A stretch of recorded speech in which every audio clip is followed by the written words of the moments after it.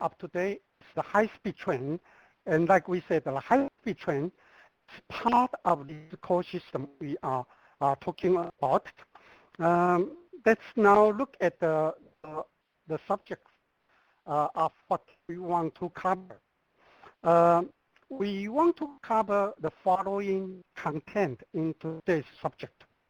First of all, we will be talking about the main characteristics of a high-speed train. Then we will be looking at the requirement. What are the requirements to make a high-speed train? And then we will be looking at what type of high-speed train usually we will see on the market. Then we will be looking at the challenge to a high-speed train.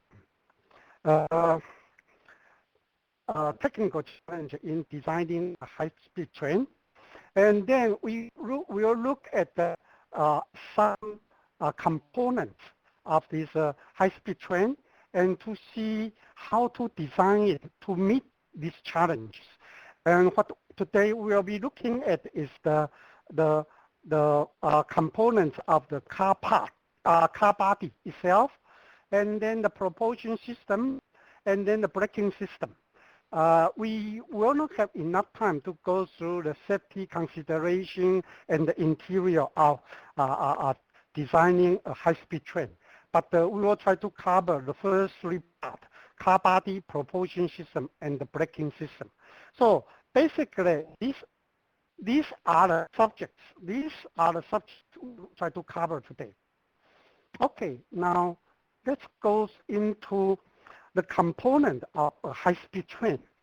A high-speed train today actually is not too much difference in terminology from what we had before. A wheel is still a wheel. A braking system is still a braking system. But its design, its sophistication is totally different from the old days. This, what you see now is a steam train, which we often see in the old histories. And it's a new high-speed train, which is a modern high-speed train. This happens to be a push and pull type. Again, then the wheel is still a wheel. The wheel set is the same. We do not try to reinvent the wheel, except one time trying to reinvent the wheel and cause the first high-speed rail accident. But that is not the subject today. But basically, the wheel still the steel wheel is the same shape. Of course, its material, its shape is has been modified to provide better stability. Okay, the power source of the modern days comes from the pantograph, and pantograph pick up all the power from the contact wire catenary system. This will be introduced in other part of the class. But what happened is the power will come in from a contact wire, go through the pantograph, and then come in to the transformer and converter to convert the current a lower voltage, and then to a three-phase AC current. And then this we will try to drive the motor on the bogie, and then create the propulsion power to the train. Okay, the modern braking system also is had to be used computerized, so it's a computerized braking system. Then you have the driving cabinet here. You also have some impact absorbing block and the coupling system. Behind the powertrain, we can call this is a powertrain. Behind the powertrain is the passenger trains. Okay, and so this is the component of a modern days high-speed rail train.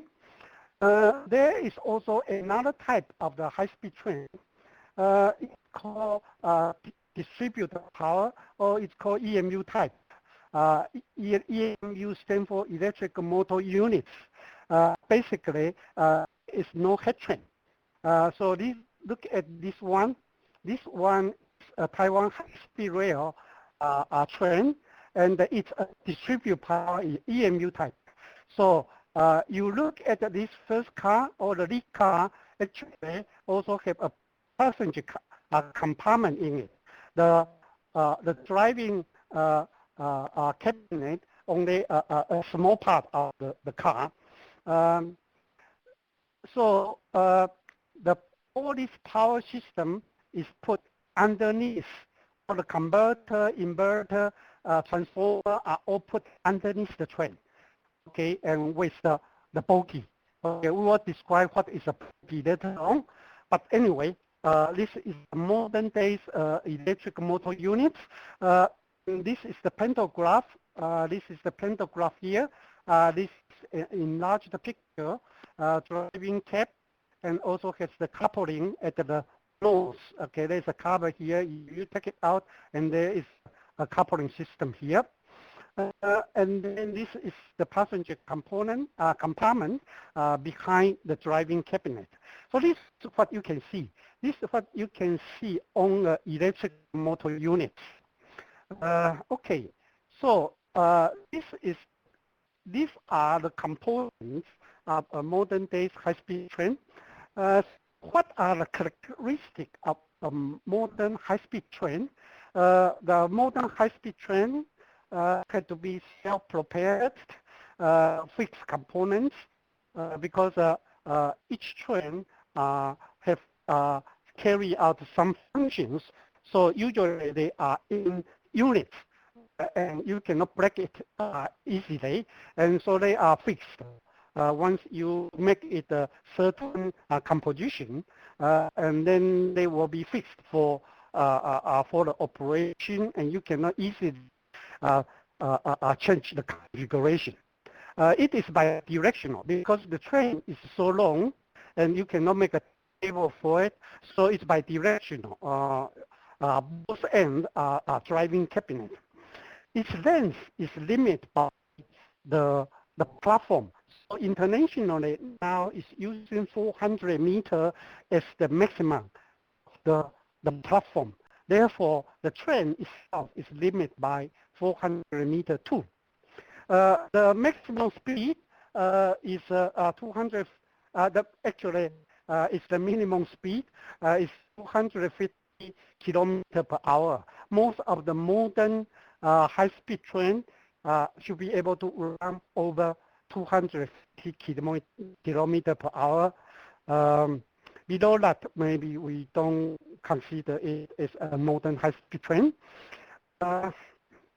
Okay, the track gauge is a standard gauge for most of the high-speed rail system, except one country use different track gauge. Otherwise, all the other countries use the same track gauge, standard gauge. And this is because the high-speed train now is becoming an international transportation tool. So they had to be standardized. They had to be standardized for its gauge. And so the standard gauge is used for by most of the country. The power supply, again, they all use AC power. Only AC power can provide such a large power required by a train. The axle weight also had to be limited because the design of the high-speed train had to be light, and consequently, you had to design it. The infrastructure also design it to carry out only light train, and so that the most of the infrastructure design for a high-speed train is only allowed the maximum extra load of 17 tons, extra load of 17 tons, and this is quite small in comparison to the freight train, and that probably also tells us why the freight and high-speed train doesn't mix because the infrastructure are not designed for the same standard. The high-speed train, of course, in order to achieve the high speed, had to have a high traction power. The traction power is limited between 4 and 10 megawatt. Usually, some of the Chinese train actually has 20 megawatt power, and that is very large power. If you are not used to this unit of megawatt, megawatt is equal to 13,000 horsepower. And 1 megawatt is equal to 1.3 thousand horsepower.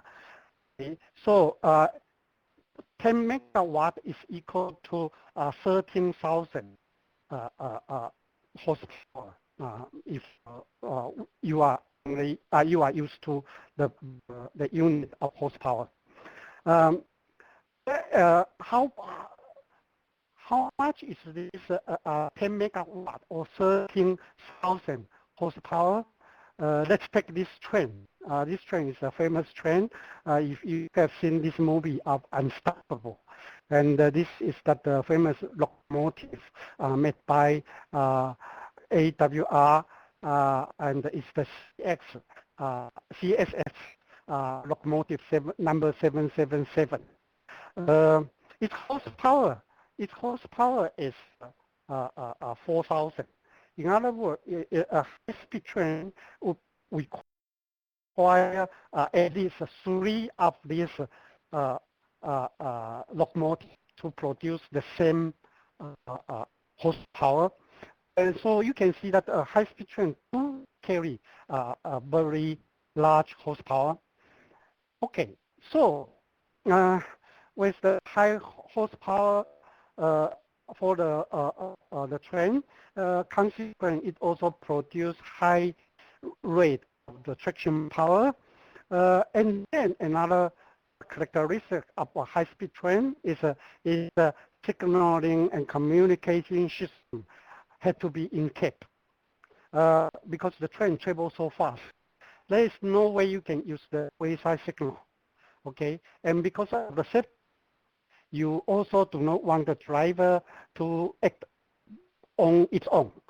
So there are a lot of safety system, like the automatic train control system in the signaling, trying to control the train in case the driver overspeed. So if the Spanish train has this ATC system, then it will not be overspeed in this recent Spanish accident. So then there are a lot of improved commercial service on the high-speed train too, that we can talk about it. Well, again, we won't have enough time to talk about today. In some other occasion, maybe we can introduce this improved service on the high-speed train.